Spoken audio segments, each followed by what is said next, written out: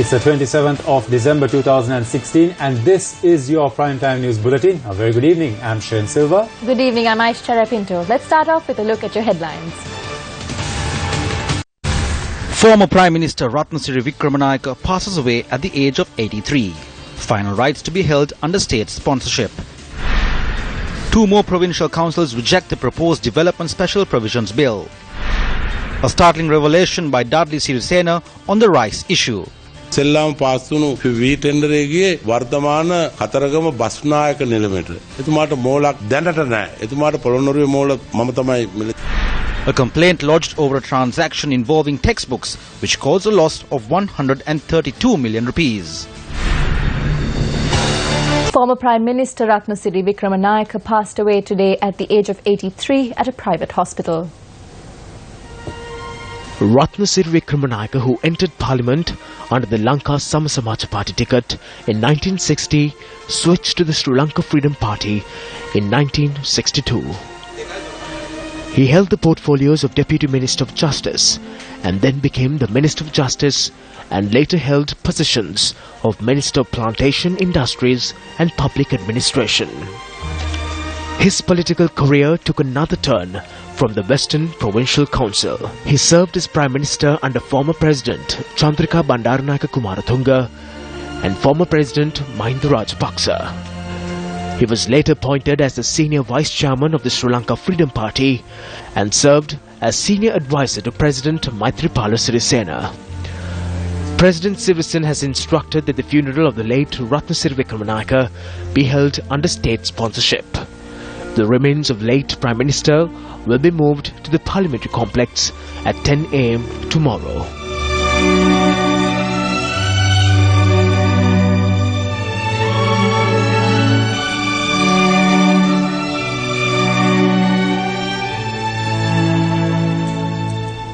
On to another story that made the headlines tonight. Now, 2 more provincial councils rejected the proposed Development Special Provisions Bill that was submitted for local government approval.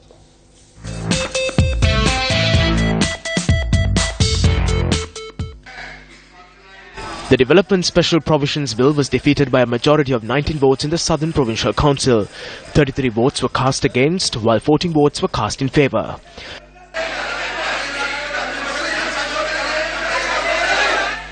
The UMP councillors were the only members of the Southern Provincial Council who voted in favour of the bill. The UPFA and the JVP voted against it.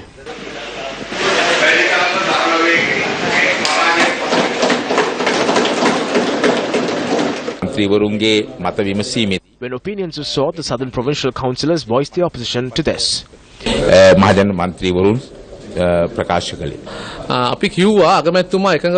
The Prime Minister agreed to amend this following a discussion with the Chief Minister, amend it and present it again.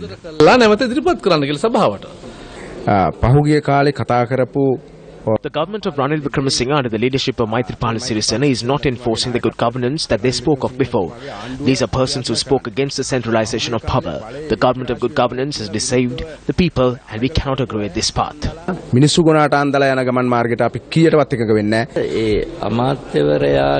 The immunity that the Prime Minister claims is not even given to the President. We are of the stance that no single person should be given such power.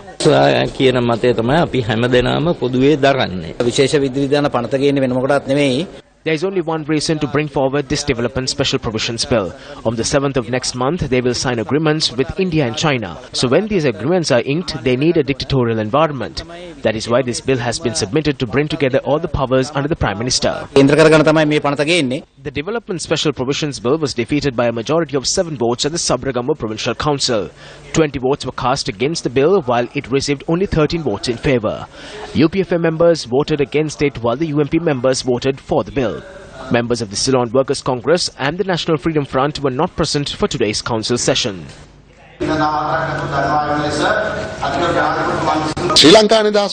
While there is a president who is from the SLFP and making sacrifices as the president, we will not agree the decision to set up a super ministry.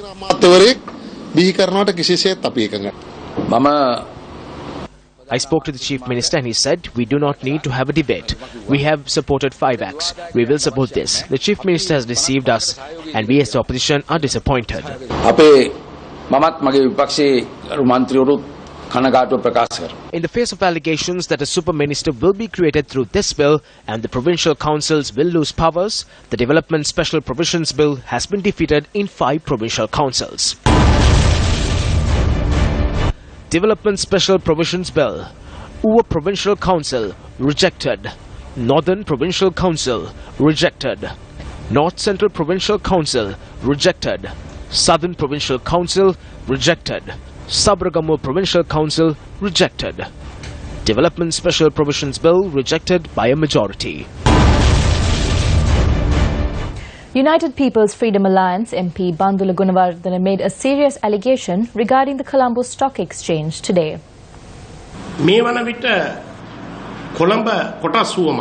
At present, the Colombo Stock Exchange faces a situation where it cannot even pay its employees. The BOC owns 7.5% of the shares of Ceylon Bank. The Bank of Ceylon sold these shares in the stock market for 1.1 billion rupees. The transaction was over. At a time when the trade needs to be done in 3 days, the Prime Minister, using a non-existent superpower, cancelled it. Does the Prime Minister have such power? How can the Prime Minister halt trading in the stock market? Such an incident has never happened even in the markets in Japan, India, Pakistan, USA and the UK. In those countries, politicians never stopped trading activities. A Japanese national has purchased these shares. Why was it reversed? You must give an answer not only to the country, but to the entire world. Perpetual Treasuries, which is at the centre of the largest bond scam in the country, was given a loan of 5 billion rupees in a short period. These are issues that have cropped up regarding the Bank of Ceylon. Even before the establishment of a super minister, these powers are being used by Prime Minister Ranil Wickremesinghe. In the meantime, Minister S.B. Dissanayake says that the central bank treasury bond issue should be subject to a proper judicial process.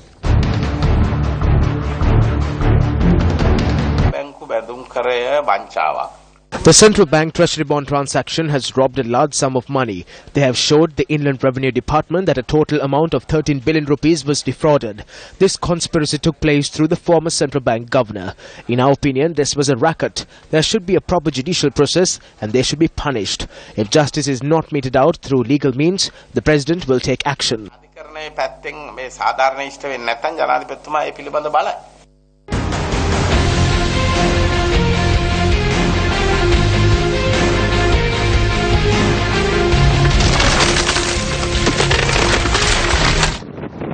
The JVP has requested the President to intervene and prevent Sri Lanka losing the rights to the Hambantota port that would be leased out in a few weeks. In a letter to the President, MP Sunil Handunatti says that deals of the incumbent regime have crushed the slogans and ideas brought before the public during the election. Why is Hambantota being sold off? It is an economic centre of the country. Some speak of the sale price. Some speak of the $1,000 million US. There are things that we cannot sell at any cost. Can we make a bid on the Sri Mahabodhi? Can we make a bid on the Ruwanveli Mahasaya? Can we make a bid for the temple of the sacred tooth relic? It is said that the Hambantota port will be given to the Chinese company for 99 years. The South Asian region of the Indian Ocean has seen a greater influence from India, China and the United States of America. There is a competition to rule commercial affairs. In such a backdrop, we will be cornered in the name of giving an area to China. Our first observation is that this port should be under the sole control of the government of Sri Lanka and the Sri Lanka Ports Authority. The JVP alleges that even though in 2 weeks the ownership of the Hambantota port will change hands, the country has not been made aware with regard to the contents and conditions of the sale. China will control the Hambantota port for 99 years from the 7th of January 2017. 2 Chinese companies have come forward. I have copies of the letters sent by one of the Chinese companies. It reads that the company agrees for a 65% and 35% share. According to this, they are requested for 30 years. The company says that they were called for a discussion even knowing what it was for. Then the company says that they were given 1 hour to decide on taking over 80%. They were only given an hour. Can a large sum of money be decided on in 1 hour? If the buyer was told something like that, imagine how many hours the seller needs. This is a resource of the country that is being sold. This shows what kind of theft they are attempting to commit. If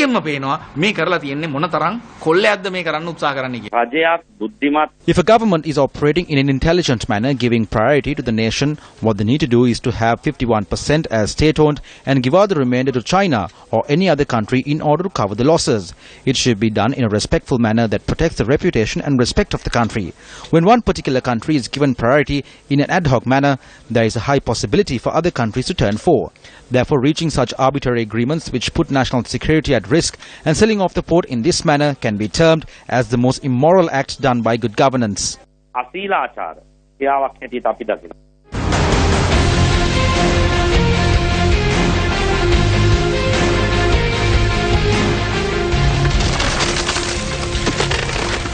Convening a media briefing today, businessman Dudley Sirisena said that the Minister of Rural Economic Affairs should be held responsible for the prevailing rice crisis. I state with responsibility that there shouldn't be a scarcity of rice until April next year. There is sufficient paddy. The power to issue paddy from the Paddy Marketing Board lies with its chairman and board of directors. I wonder if this is being done without their consent. The subject minister has used his powers to take over this by force and has halted the releasing of paddy. Even this morning, 500,000 kilos of paddy was issued to a broker. It cost the government 43.65 rupees, and these brokers take this paddy and sell it for 50 rupees. This 7 rupee is something that the government can earn. The government is in possession of 200 million kilos of paddy. This multiplied by 7 is 1,400 million. The price of rice has gone up due to the 3-month delay in issuing paddy. They said that the paddy was given to top 10 mill owners. Now a few of those top 10 called me and asked if I want paddy as well.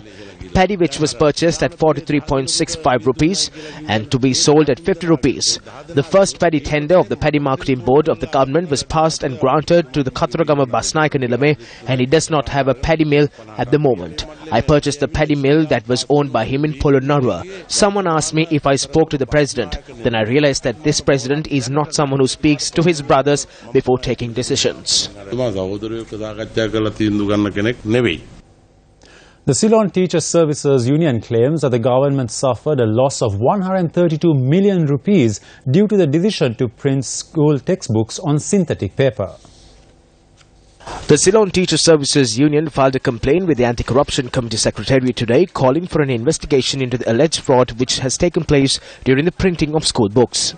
While a decision had already been taken and finalized to award a tender to print the grade 7 geography textbook at a cost of 22.6 million rupees, the tender was cancelled. Now another tender has been called to print the textbooks with synthetic paper.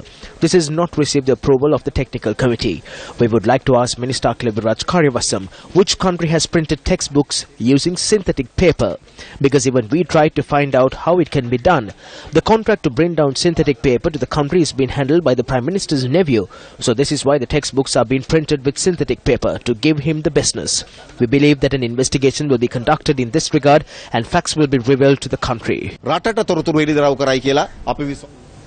Still to come on local news tonight.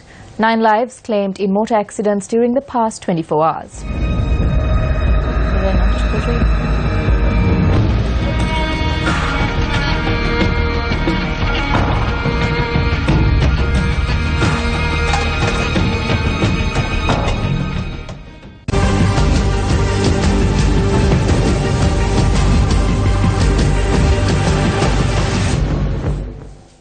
As mentioned a few minutes back, 9 lives were lost in motor accidents reported during the past 24 hours. 3 persons died when a pickup truck crashed into a lorry this morning in Navakuluma while en route to Jaffna from Colombo. The victims were Dr. Ashomi Sudeshika from the Colombo National Hospital and both her mother-in-law and father-in-law. Dr. Ashomi Sudeshika's husband was hospitalized due to his injuries. Police said the driver of the lorry has surrendered.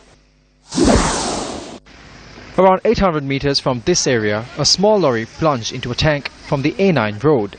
No casualties were reported. 2 persons died when a car crashed onto a 3-wheeler that entered its path in Maharagama last night. The driver of the car has been arrested. A woman died when a car veered off the road and fell into a precipice in Haldamulla on the Colombo-Badula main road. 4 others, including 2 children, were injured. 1 person died when a van and a motorcycle crashed in the 6 Ala area on the Polonnaruwa-Onagama road. The motorcycle rider, a 50-year-old father of 3, succumbed to his injuries this morning. The driver of the van was arrested by the authorities. A 3-wheeler had attempted to flee after running over a police officer who instructed for it to stop along the Nittambu-Alavala road. The driver of the 3-wheeler has been taken into police custody. A a 39-year-old died after being knocked down by a train in Tambutegama last evening. Tonight on Action TV, we take a look at an irregularity in the supply of water to the public.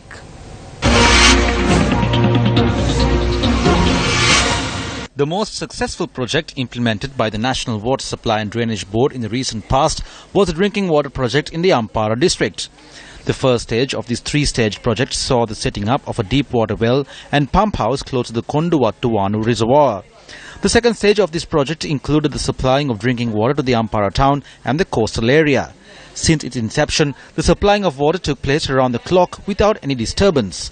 Based on the success of a two-stage water project that was carried out in 1994, with the funding obtained from Australia, the project was implemented in 2017 with similar assistance. The third stage of this project was the supplying of drinking water to the Galloya area and nearly 15,000 families. The water source for this project was the Himidurava reservoir. Although the foundation stone was laid for the construction of a pump house for deep well in the Konduwattuwanu area in 2007, nothing came of this. In 2012, however, under the purview of Subject Minister Dinesh Gunawardena, the neglected project was reactivated and the water pump and other required infrastructure was built with financial assistance from Australia. It must be noted that construction of the pump house and necessary infrastructure was completed before its scheduled date.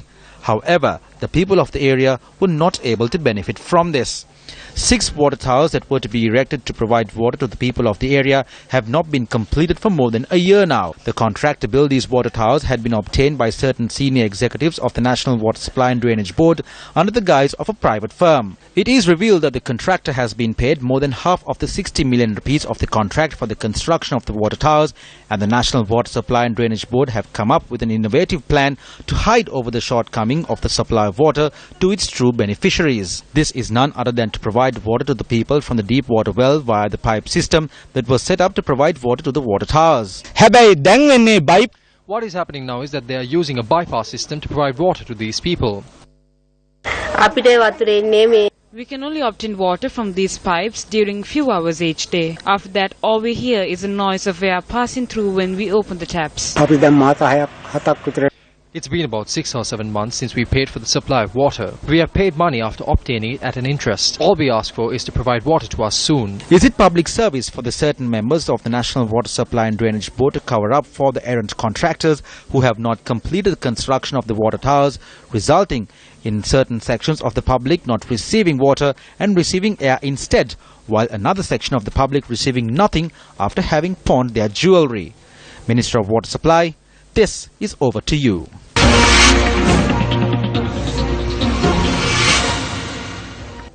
In other local stories, a person who impersonated a public health inspector and extorted money from businessmen was arrested in Hatton.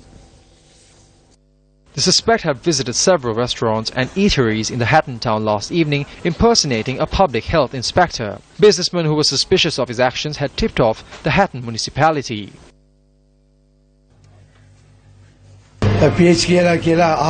He said he was a public health inspector and made his way to the cashier and started taking photographs. Then I got to know he was not a public health inspector. At first he asked for 25,000 rupees and then 10,000 rupees and later 5,000 rupees. The Hatton police arrested the suspect and produced him before courts.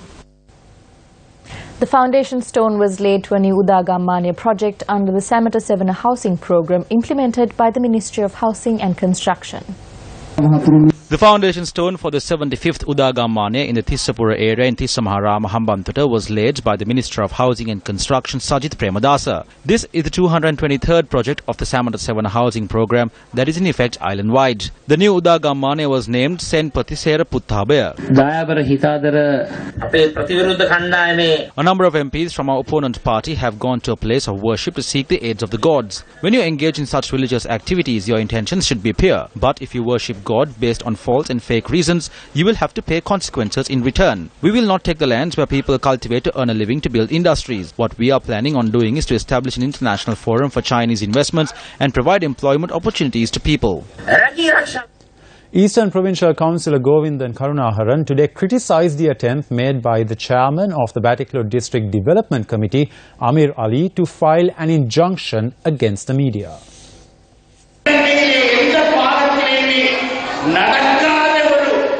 An incident which has never occurred in the country before took place at the Batticaloa District Development Committee meeting yesterday. The minister who acted as the chairperson of the Development Committee during Mahinda Rajapaksa's era is still acting as such during the good governance era. This is not appropriate for good governance. He tried to hide the meeting from the media, as his wrongs have now been revealed.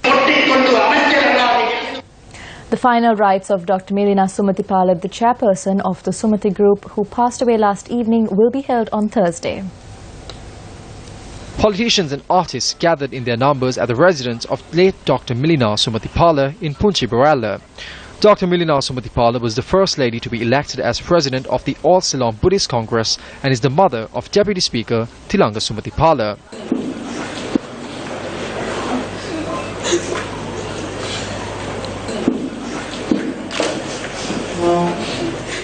She produced a number of award-winning movies including Ganga Addara, Duvata Mavaka Missa, Uppalavanna Sa Pattini, and has won over 50 accolades.